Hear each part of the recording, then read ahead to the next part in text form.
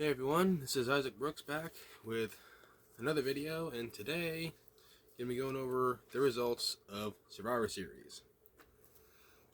Before I get into the results here, I want to say there's going to be a lot of stuff that I'm going to be talking about during this. First of all, WWE having one of the matches being changed. Because on SmackDown this past week, they had an angle where Santos attacked Carlito, and they were originally gonna, or in storyline anyway, they were gonna have the match be postponed or whatever. And then Dragon Lee came up to the current SmackDown General Manager, Nick Aldis, and he said, "Don't do that. I'll take the match with Santos. Do it for Rey Mysterio."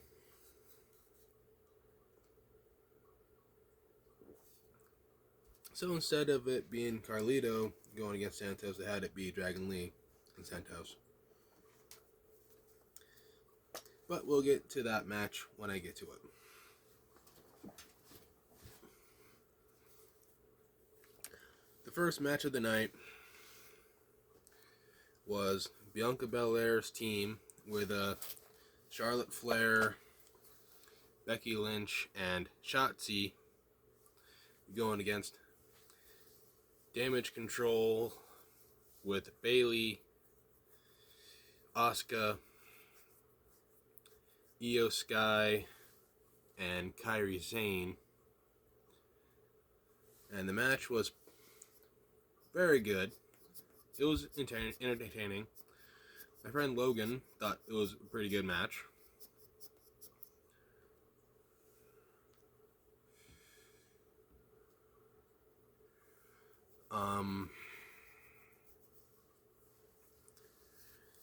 As he was putting it, he thought the women's match had a little more flashiness to it, and the men have a little more brutal matches, which I can agree with in some cases, especially with like some of the matches that they had on a particular card. In this particular card, I mean.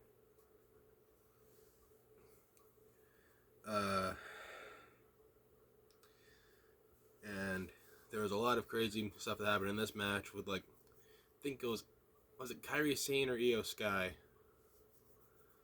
It was one of them, jumping off the cage with a trash can on them. And then Charlotte did her moonsault sometime after that off the cage. And of course, Dakota Kai got involved a little bit, because you would expect that, obviously.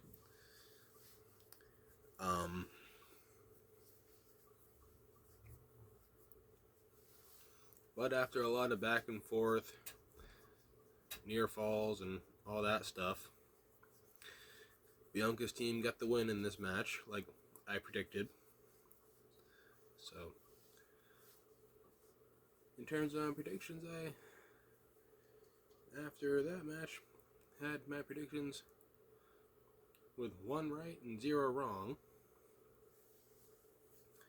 And then it was Gunther versus The Miz for the Intercontinental Championship. And Miz had a pretty decent showing. Definitely had that underdog mentality going there for Miz. But as a lot of us would expect, Gunther was just more powerful than Miz, and ultimately stayed the Intercontinental Champion. And I don't really see him losing until like sometime before WrestleMania. And then it was the Santos Escobar versus Dragon Lee.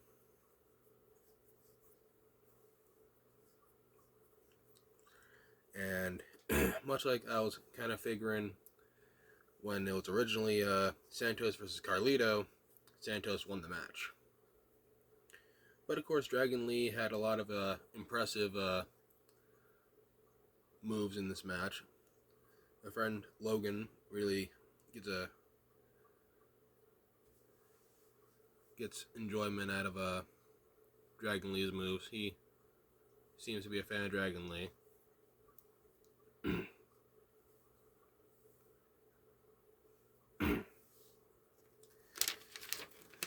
So, in terms of my predictions, 3 right, 0 wrong.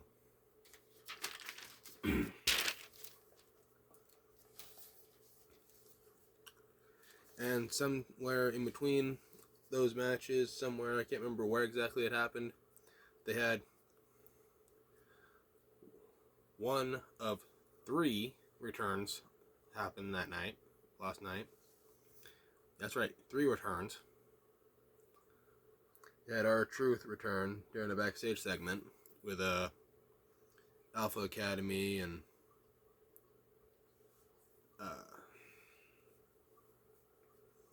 Pretty Deadly got involved as well. And I think Chelsea Green and Piper Niven were involved too, but they weren't as a focus as Alpha Academy, Pretty Deadly, and R-Truth were in that particular segment. And then we had Zoe Stark trying to take the championship away from Rhea Ripley, but she ended up failing. But she had a decent enough showing. I mean, like I said in my predictions video, Stark has potential to be a multi-time champion in the future, but it's not gonna happen after defeating Rhea Ripley.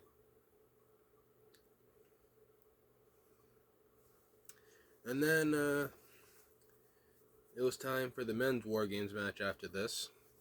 There's a lot of drama added to it. A lot of people not being really sure if Randy Orton was going to show up. But he did. But we'll get into Randy showing up in just a bit. We gotta talk about some of the other stuff first.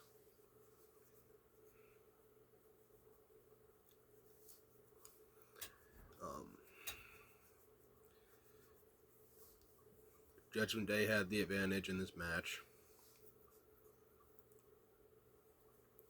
So, more members of their team would come out, opposed to Cody's team initially, before everybody got involved in the match and War Games officially begun. And I should have mentioned in the Women's War Games match, Bianca's team had advantage because like some kind of Ruffles voting system thing. That was a little weird, but interesting. And then, of course, the Ruffles thing kind of played in that goofy segment with Alpha Academy, Pretty Deadly, and R-Truth. But anyway, I'm getting sidetracked here.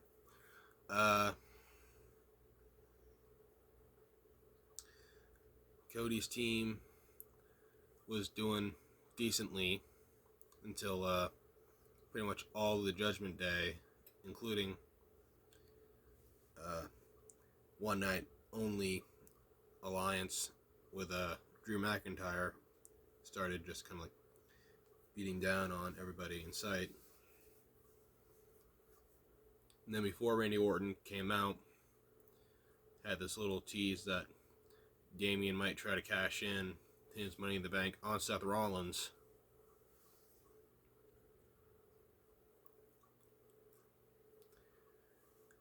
Who was indeed in the match, along with Sami Zayn and Randy and Cody. And Jey Uso. Almost forgot about Jey Uso.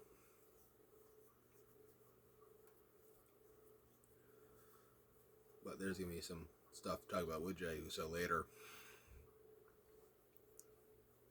So Rhea came out holding a Priest's briefcase, and then Randy Orton came out. War Games officially begun at that point. And Randy got jumped, of course, because he was the fresher man in the match. And War in Judgment Day are the heels in the match, obviously.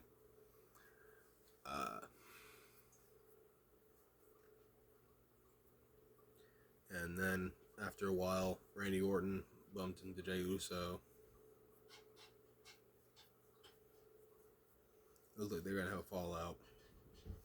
And speaking of people almost having fallouts, back to the women's match. I know I'm kind of jumping over the place here. I'm sorry about that. Becky Lynch and Charlotte Flair kind of reunited, rekindling their storyline friendship. Because I'm sure they're still kind of friends with each other in real life. Anyway, I'm getting sidetracked. I'm sorry.